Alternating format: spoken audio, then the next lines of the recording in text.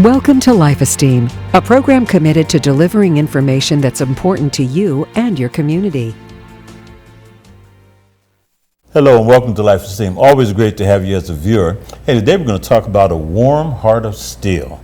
It's an original play written by Rovania Braddy. I'm going to say Braddy. I knew I was going to mess it up, but I did it anyhow. Okay. But it's a wonderful looking play. And also we have Gloria Banks, who is the director of the play.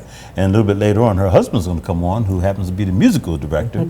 And we all know my man. He's a great guy, Mr. Reverend Gary Banks. He's going to be coming on the second half of the show. We're so glad to have you all here. Now, you're actually the author also, is that right? And you mind if I just call you Ro? Sure. All right, Ro. So you actually wrote this play? Yes, I did. Well, I started off writing it, but we co-wrote it together. Yes, but it's adapted from a book that I wrote. Took me 3 years, so. Yeah, what was the name of your book, by the way? The same title. Same title, Warm Heart of Steel. Okay, so you just took the book and now you've adapted it into a play. And it's, I see here in the byline it says spiritual and reconciliation is what it's really all about, right? Okay, so racial reconciliation. Tell us all about it. Well, originally it started off as the stories that my parents used to tell me growing up in the Hill District in Pittsburgh. When I was a little kid, my mom used to always have me sit down at the dining room table and we would just start talking. And she told me what it was like to be in the Hill District in the 60s during the midst of the Civil Rights Movement. And just from there, just her sharing those stories. And then my father was a foreman in the steel mill. So he would come home and he would just talk about what it was like being a black man in the 60s working in the steel mill. And just from there, I just really, because I've always just been a history lover. So for years, I would just sit and I would listen to these stories. And then as I grew older, I really began to appreciate just the history that they gave me as a child. And that's where I just started writing things, and then never really thought anything would come of it. But then, you know, when you're younger, you just think, man, that's just my parents. So what made you feel that you wanted to move forward with the play version of the book? What sparked that? I've just always loved writing, and it was, I guess it was about almost 3 years ago where I did a skit at a women's conference in Reading.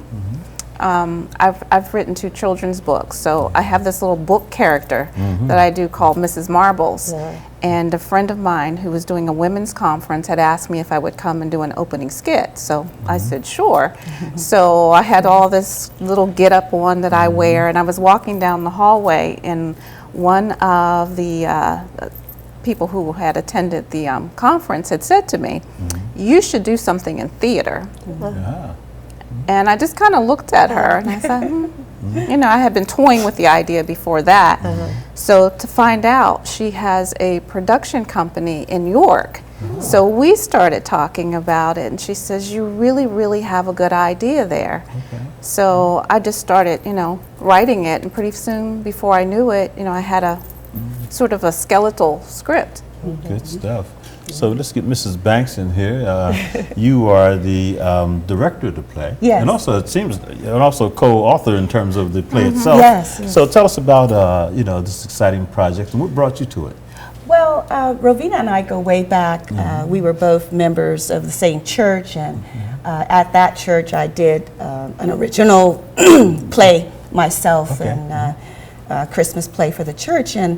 And so with that past relationship, I saw that Rovina was doing a Warm Still of Heart, and we reconnected, and I really just came to be a part in whatever way that I could to offer my assistance. And it just turned out that she needed assistance in directing. And as we began to direct the play, there was so much richness there that we started to collaborate. In an attempt to bring out that richness, we started writing more.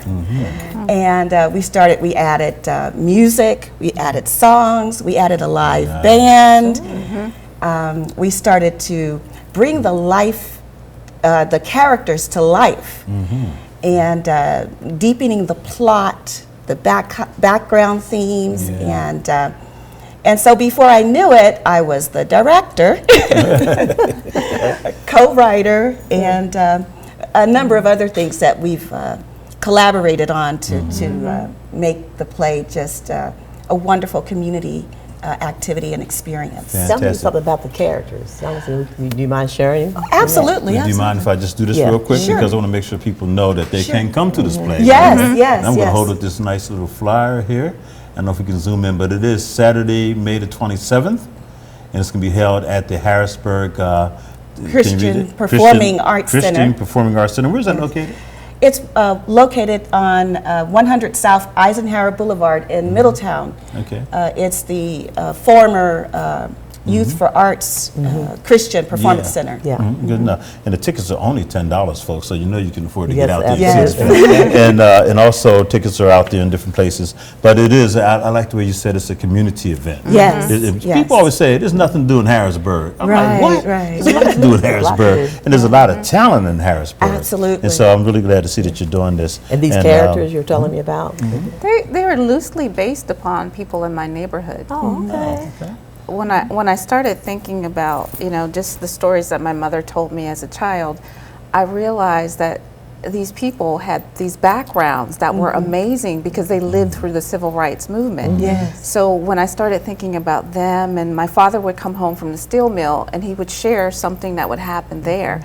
And a lot of people thought, working in the steel mill was like this great job, but he would talk about the dangers of being in the steel mill. So just a combination of the little bits and pieces I got as a child, I started to develop these characters. But they were, and the two main characters, Magdalene and Matthias, are loosely based upon the lives of my parents. Oh, okay. Nice. Go All right, ahead. that's awesome. And you know the next progression is a movie, right? That would be great. Fences. Think Fences now. Come on. Yeah, that's right. Yeah. You know? Never know. Good Yeah, stuff. What could happen Yeah. in that regard? But it is amazing how you took characters out of your life and you were able to bring them into a creative project, Yes. but something that we can all relate to, I'm sure. Absolutely. And so that's the key. Now let's talk about the racial and spiritual reconciliation. So there's a dimension here. You mentioned the Hill District, and the Hill District in Pittsburgh. is sort of like the African American area that people grew up in. Yes. And growing up, in the late 60s, early 70s, when I was there, it was kind of like I called it a little melting pot neighborhood because we had African Americans, we had German, we had Polish, and everybody came together and they really shared what they had. So at that time, I always felt like the civil rights movement really didn't affect our neighborhood because we were all getting along so well. So then soon we discovered that, the outside world, that wasn't happening. So, and that was what my parents were sharing with me, like when they were going off to work. This is their experience. Yeah. Gosh, wow. Amazing.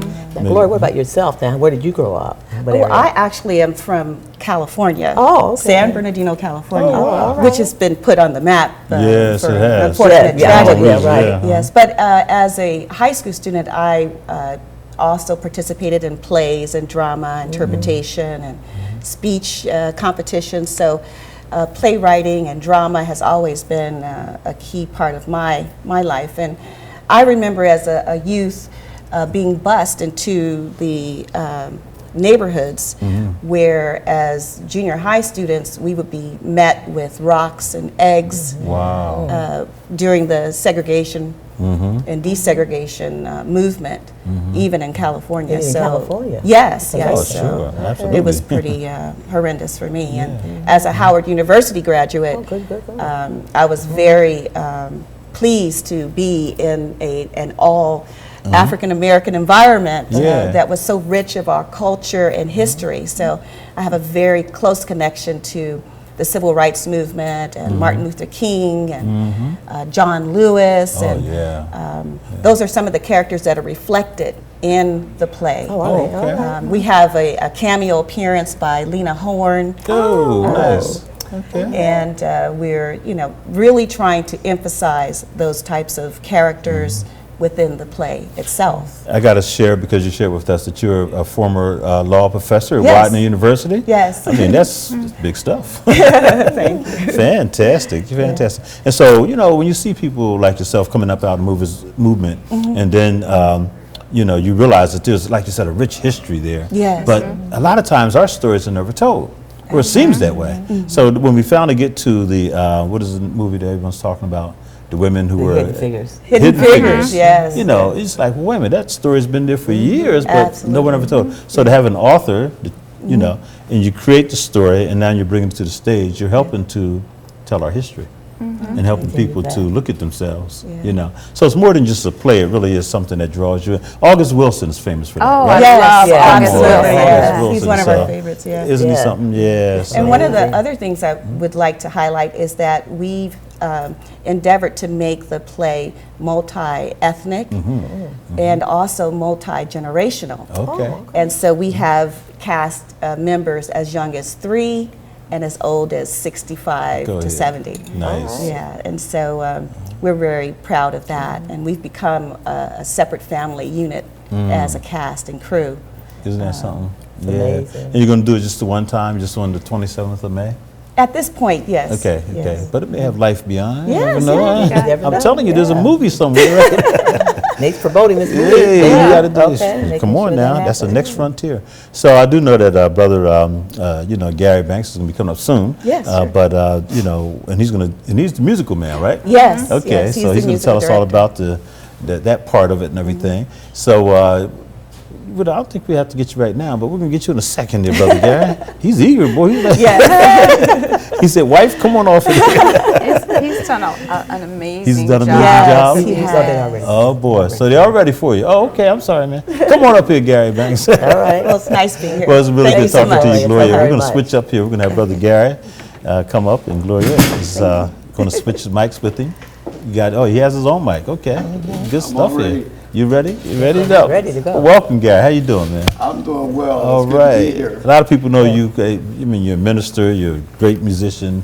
You've been in the area for a long time. So tell us about your role with this wonderful play called "A Warm Heart of Steel." Well, first of all, I became involved because of my willingness to take my wife. I often have to drive her, Okay. and she said, "Come, I want to go to a meeting." And we walked into the meeting, and she became a director and co-writer, and I became the musical director. All right. At this meeting. Didn't know what you were getting yourself into, Right. huh? But it's been a pleasure. It's been very exciting to be part of making Ravinia's vision come to life for this play. And I'm excited about the music because the play does take place between 1968 and 1972. Okay. And 1968, I was a junior in high school. 1972, I was almost out of college. Yeah. And that music that came through at that time was just really transformational.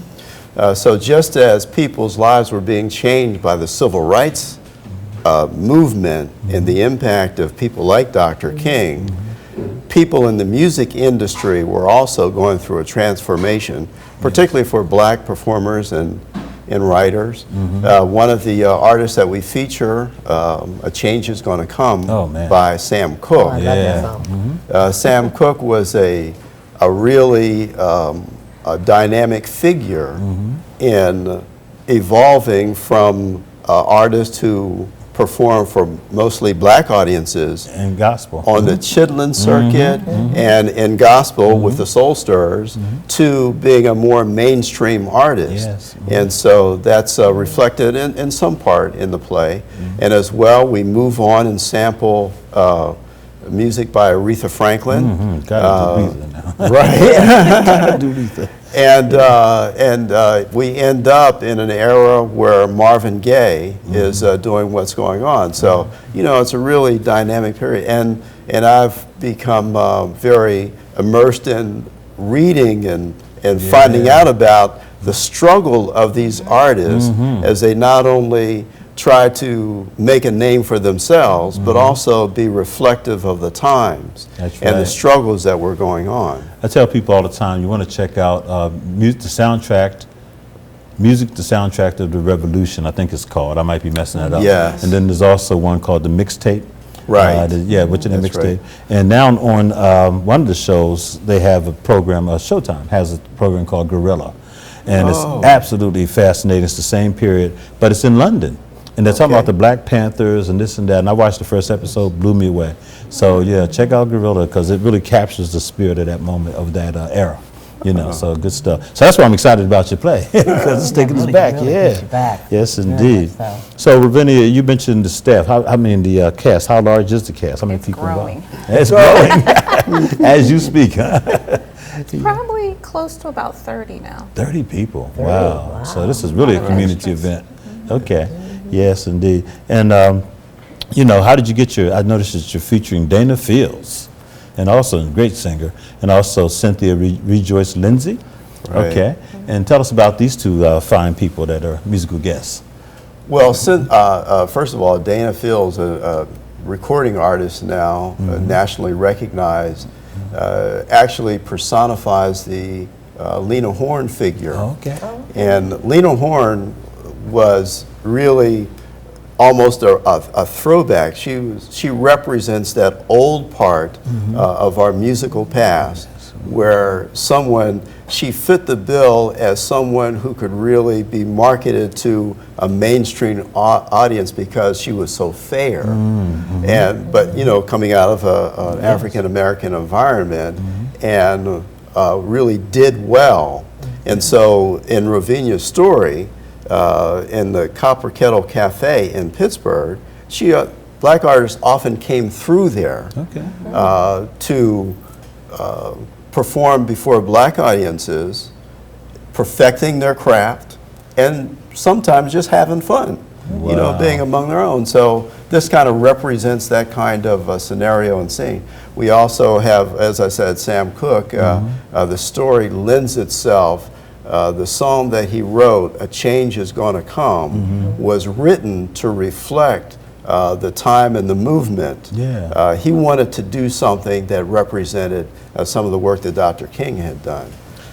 Fantastic. Rovina, I got to ask you this question because you wrote the book first, A Warm Heart of Steel, and now you're going to adapt it to a play. But you open yourself as the author, you're able to open yourself up to receive, you know, the gift from Gloria and receive the gift from, you know, Brother Gary. So how was that process? I mean, because this was your baby, right? This was your project, and now you're trying to bring it to life in a different way. This all happened so quickly. I had spent 3 years working on this manuscript, and the manuscript is a lot different. It's, of course, a manuscript is going to be a lot more detailed, but when I decided to work on it as a play, I just literally had little notes in a notebook. Yeah. And at that conference, when the lady had said to me, "You really should do something in theater," I just started thinking, maybe I really should move forward in making this into a play. So then that's when I just sat down and really started focusing on developing it into a script. And before I knew it, I mean, it was sort of magical thing kind of happened. You know, I had maybe, I want to say maybe 15, 18 pages. Okay. And you said you and Gloria reconnected. And we reconnected. We used to live in the same neighborhood, and then after she moved, you know, that little bit of distance, we didn't see each other as often. So I started off doing casting in the Colonial Park Library, and I think it was maybe the third day of casting, her and Reverend Gary showed up, and it just kind of snowballed from there, and here we are. Fantastic. life of his own. Now, how much help did Theo, you know, everyone knows your husband, Theo Braddy, who is executive director of The Center for Independent Living. the Center for Independent Living?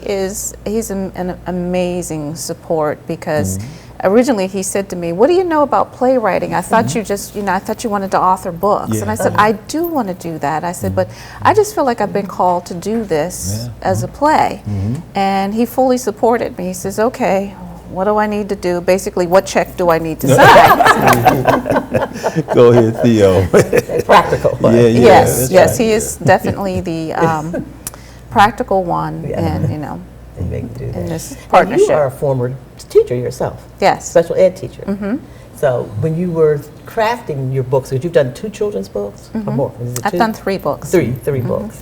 And so thinking about just those stories and what you put together, did any of that come into this particular book? No, Not at all? no. The books I've written really have all been educational. They're all Okay. based upon either my experiences as a special education teacher or the children that I worked with. But this was basically from childhood stories. All right. And I guess I see this as my legacy to my children, because my parents gave me this legacy.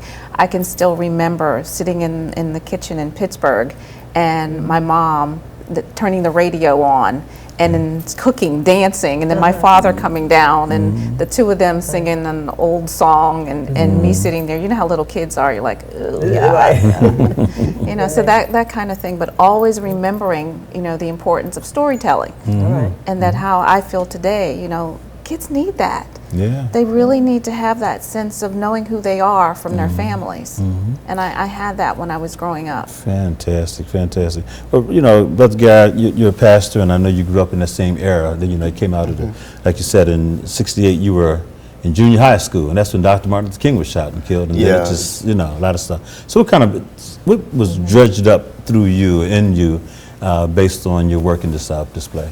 Well, first of all, in 1968, we realized, and we look back and we see that there was a lot of conflict. There was the dream, the ideal of what we were supposed to be, and then there was the reality lived out in the lives of people. Amen. And even these artists that we talk about in the play and represent, Sam Cooke, Lena Horne, James Brown, Aretha Franklin, Marvin Gaye, those people went through a transformation within themselves to represent themselves as individuals and the struggle that they were all going through, but as well to advance their craft so that it was available to a wider audience. And even myself, in thinking about that, you know, we're as musicians, I started in gospel, I started in the church. I spent some time in the jazz world in playing for clubs and things like that. And now I am blessed to be able to kind of straddle the fence and be part of a number of worlds. Well, these artists had the same dilemma. There was often a price that African American artists paid early on by crossing over from gospel into secular. And the artists that we represent initially were the first ones who didn't pay the penalty. Aretha Franklin, Sam Cooke, James Brown, who paid the price and realized the benefit. So, because I believe as a musician too, that we represent who we are everywhere. That's right. That's right. And we use all that we have, all that we've experienced, in order to bring people to the healing place that they need to be to hear the message that needs to be spoken at that time. You know, I was fascinated by the background, the musicians, and I forget the name of the video, that highlighted those musicians that made Motown. Right, the Funk Brothers. The Funk Brothers, yes. And they came to Harrisburg one time. I mean, wow, that history was incredible. You forget about, you know, and these guys were down in that little pit, that little place, kicking it. And I might add that we are supported by a great collection of musicians. There's Mark Davis that's going to be on bass joining me, Madison Walker on guitar, Mark's son, Jordan, who's going to be on drums, a small ensemble, Calvin Gilchrist on percussion. And beyond Dana, we have Cynthia Lindsay, who's also recorded, Cynthia Rejoice Lindsay, who's also recorded and carries part of the selections as well. That's nice. I can play a good air guitar, so if you need a good air man, I'm good, man. Let me know. Let me know. This sounds like a lot of fun. Is it like a drama, a real serious drama? Is it laughter? Is it a combination of? It's a little bit of all of that. Okay. It's a little bit of all of that. And for me, having Dana as Lena Horne was really special to me because one of the stories my mother told me was going into a beauty parlor and getting her hair done and Lena Horne coming in. And she was working, there's a real lounge in Pittsburgh there was called the Crawford. And she worked at the Crawford as a cocktail waitress and Lena was featured there.